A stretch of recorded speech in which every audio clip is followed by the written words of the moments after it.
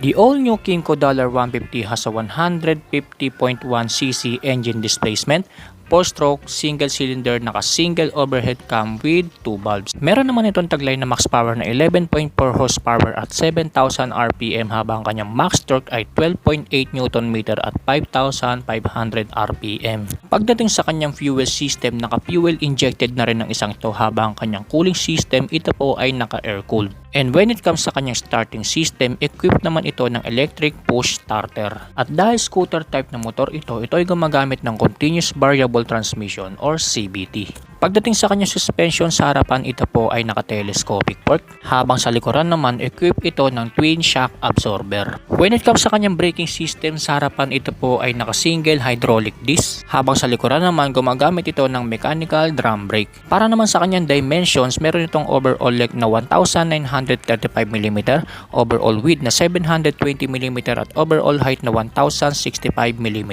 At meron naman itong seat height na 745mm habang ang kanyang ground clearance ay 138mm at ang kabuuang bigat ng motor na ito mga kamots ay 125 kg. At yan na nga ang engine specs at iba pang features nitong pinakabagong Kymco $150